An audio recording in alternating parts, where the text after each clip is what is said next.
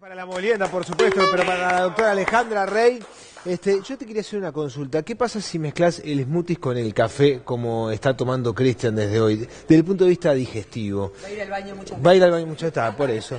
Va a salir varias veces la para ir al reunión de baño. producción hoy porque Cristian no va a estar en condiciones de llevarla adelante. ¿Cómo está, doctora? ¿Bien? Muy bien, buenos días para todos. Y hoy vamos a tratar un tema que es importante por lo frecuente y porque cuando vamos a hablar de traumatismo de cráneo, claro. Y cuando es un traumatismo de cráneo grave es una patología que es frecuente en los jóvenes y que puede traer muchos días útiles perdidos y mucha incapacidad en una población joven con lo que las pérdidas económicas para la sociedad conlleva. Porque nosotros escuchamos habitualmente. De hecho, en esta misma semana, hace pocos días nada más, cuando trascendió la noticia del accidente que había tenido Carlos de Pena, el jugador de Nacional, ese día que se iba, que no se iba, que en definitiva se fue, la crónica daba cuenta de traumatismo de cráneo. Y muchas veces, en la crónica policial, en los accidentes de tránsito, también, en la narración dice, bueno, el chofer sufrió traumatismo de cráneo con pérdida de conocimiento, sin pérdida de conocimiento. Entonces,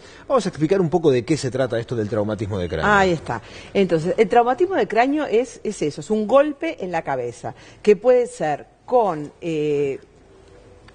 a partir de un objeto, que la cabeza impacte contra un objeto, puede ser que a la cabeza se le impacte un objeto. Un proyectil, una pedrada. Un proyectil, una pedrada, una agresión, o puede ser por un movimiento de desaceleración. Nosotros tenemos que pensar que el cráneo protege al cerebro, ¿no? Entonces, es algo que es inextensible el cráneo, el cerebro está dentro de ahí, y que si nosotros tenemos, por ejemplo, un movimiento de aceleración y de desaceleración brusca, el cerebro puede golpear contra las paredes del cráneo y puede producir cierta lesión. Eso se ve, por ejemplo, en los niños que son zamarriados. Puede producirse, esto es una forma de maltrato, en esa zamarrada puede producirse que el cerebro golpee contra el cráneo y puede producirse un traumatismo de cráneo sin que haya un impacto claro, o un antecedente directamente de golpe. Eso los pediatras están acostumbrados a ver o a estar atentos a ese tipo de traumatismo sin un impacto directo. Lo más común es el impacto directo, y frente al impacto directo lo importante es ver si hubo o no hubo una pérdida de conocimiento. La pérdida de conocimiento muchas veces es como cuando nosotros vemos se habla de pérdida de conocimiento mayor de 30 minutos para hablar de severidad de un traumatismo de cráneo. No tiene por qué ser tan extensa, rápidamente muchas veces la recuperan espontáneamente, y lo que se acompaña es como de una amnesia del episodio, de que pierden, no saben a dónde iban, no saben qué les pasó. La pérdida temporal de la memoria, a corto plazo. A corto plazo o posterior al evento. Es muy típico eso de qué me pasó, a dónde iba, dónde estaba yo, o dónde estoy, a dónde voy, por qué estoy acá. Eso es típico de lo que se llama una conmoción cerebral. ¿Qué se tiene que hacer frente a esas situaciones? Frente a esas situaciones siempre hay que descartar que no haya una lesión en el encéfalo. Nosotros tenemos que pensar que el cráneo, que es el hueso, está protegiendo a el encéfalo, que es donde están todas nuestras funciones cerebrales superiores y todos nuestros nervios. Entonces, por lo tanto, tenemos que descartar que no haya una lesión ahí. ¿Cómo descartamos eso? Por medio de una tomografía. Entonces, frente a un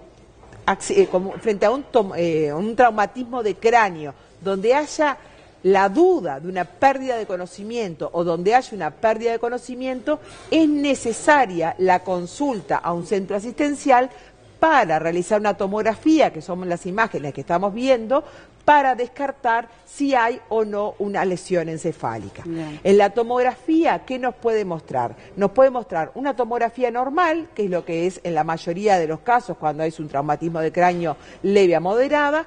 Nos puede mostrar una contusión encefálica. La contusión encefálica es como un hematoma que en ese caso lo que se hace es, queda el paciente internado, el paciente a veces en cuidados intermedios, depende del tamaño de la contusión, y se controla con tomografías sucesivas para ver si ese hematoma crece o no crece, y si no crece se puede ir de alta a los días, o se descarta que no haya un hematoma subdural o un hematoma extradural. Cuando hay un hematoma subdural o un hematoma extradural, muchas veces el neurocirujano es el que participa y requiere que sea una neurocirugía para extraer la sangre del cerebro. Vuelvo a decir, el cráneo es un lugar donde no se puede, si yo tengo un hematoma en la mano, el hematoma crece para afuera, entonces no genera hipertensión. Y genera, pero presión sí. Pero cuando yo tengo un hematoma en el cráneo no lo puedo extender, entonces me va generando hipertensión. Y la hipertensión endocraniana es un elemento muy grave que por lo tanto hay que evacuar rápidamente ese hematoma para que no produzca un apretamiento, vamos a hablar del cerebro, y no produzca una lesión importante. Eso es en líneas generales. ¿Cuáles son las causas más frecuentes en los jóvenes? Los accidentes. Y hay que ver si hay solamente un traumatismo de cráneo o lo que nosotros hablamos de un politraumatizado. Traumatismo de cráneo más otra lesión, una fractura de miembros, un traumatismo de tórax, otro tipo de lesiones. Y en los ancianos, las causas más frecuentes son las caídas.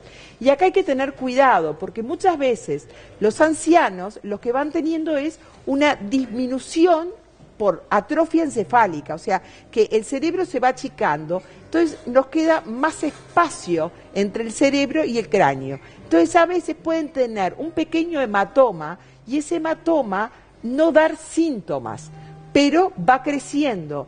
Entonces tienen el traumatismo de cráneo, hacen el hematoma y no es como el joven que enseguida tiene síntomas, no tiene síntomas y se recuperan rápidamente, no consultamos, no se hace la tomografía y al tiempo empiezan con trastornos de memoria, trastornos de conducta. Todo a raíz de un golpe, quizás. Todo a raíz de un golpe y si no se tiene buena memoria, no se vincula ese golpe y se piensa que puede ser algo de la edad. Claro, doctora, cuando nos golpeamos la cabeza, en definitiva, ¿no? Sí. Sobre todo personas mayores, ¿qué es lo que tenemos que hacer? Porque uno no va a decir, bueno, pero por este golpe no voy a consultar a un médico, porque a veces es el razonamiento. También te dicen, no te vayas a dormir inmediatamente, espera un tiempo. Ahí va. ¿Cuál es ¿Qué pasa frente a un golpe que uno puede tener en la casa? Un golpe que uno puede tener en la casa lo que tiene que ver es cuáles son los signos de alarma. Primero, ¿cómo es eso de no dormirse? El paciente se puede dormir. Lo que nosotros tenemos que evitar es, o estar atentos a cuáles son los síntomas de mal pronóstico de un traumatismo de cráneo.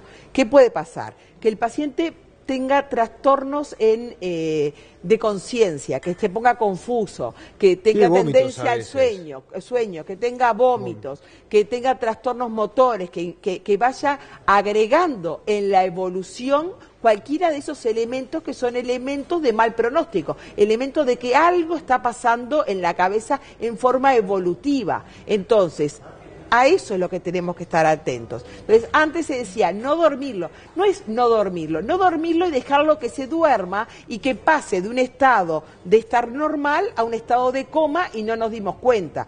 Si es un niño y el niño quiere dormir, bueno, lo podemos dormir, pero lo que tenemos que hacer es despertarlo cada media hora y ver que el niño esté reactivo, que el niño esté bien. Lo que no podemos dejarlo es dormir 8 horas y cuando nos despertamos encontrarnos con un niño en coma. Eso es lo que no se puede hacer. O sea, se puede dormir el niño, pero estar atentos a que esté reactivo, a que no haya agregado ningún síntoma. Si tienen vómitos, si tienen dolores de cabeza muy importantes, si tienen convulsiones, todos esos síntomas son los que nos hacen consultar. Y hay una regla que es todo traumatismo de cráneo con alteración de la conciencia, con amnesia importante, con pérdida de conocimiento, con duda de pérdida de conocimiento, es igual a tomografía. O sea que hay que consultar para una tomografía. Si nos queda la duda, más vale la consulta. El traumatismo de cráneo más grave es aquel traumatismo de cráneo que se presenta con coma de inicio, y bueno, ese va directamente a CTI y hay que hacer las medidas importantes. Puede tener fractura de cráneo, hundimiento de cráneo, bueno, todas depende esas de la cosas, gravedad pero del eso impacto, está más que nada vinculado a los accidentes de tránsito y tienen otro.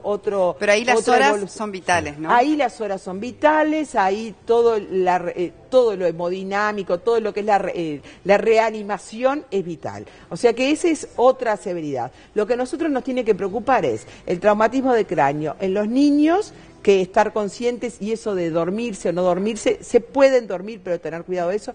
Pueden tener un episodio de vómito, porque muchas veces por los nervios y demás, pueden tener un episodio de vómito enseguida del traumatismo, pero no quiere decir que sea un elemento de hipertensión endocraniana. Lo importante es ver la evolución, pero frente a eso siempre consultar, ver la evolución de estos niños, si calma el dolor, si no calma el dolor, cómo está ese niño, si es un niño que está lúcido, que está igual que siempre, que está reactivo, ese niño seguramente no haya tenido nada, ver cómo se expresa, como si tiene tendencia al sueño. Todas esas cosas son las que tenemos que estar atentos en un traumatismo de cráneo. Y ver también si tiene un hematoma, si tiene, o sea, hay elementos de severidad. El famoso chichón es síntoma de que no pasó nada, porque a veces te dicen, no, si se ve o si sobresale, no es grave. No, eso es independiente. Es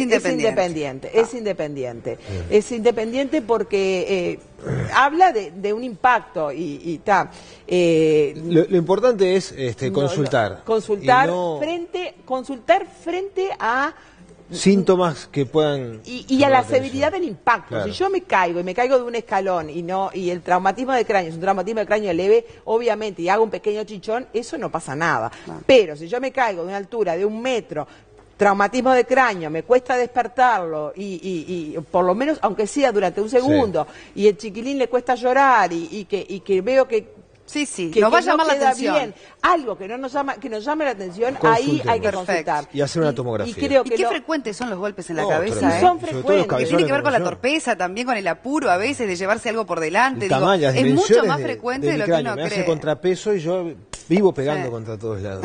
Y en los ancianos recordar eso, de que muchas veces puede haber un traumatismo de cráneo previo y que las manifestaciones se vean después en el tiempo. Y ahí ver que puede haber habido un traumatismo de cráneo con un hematoma subdural crónico que se llama, y que ahí con una tomografía se puede diagnosticar, y la evacuación de ese hematoma lleva una reversión total de los síntomas, y que ese paciente que parecía confuso, que parecía que hubiese tenido un deterioro, que estuviera como con una demencia, se mejora con esa evacuación de ese hematoma. Doc, muchísimas gracias como siempre. Con la evacuación quirúrgica.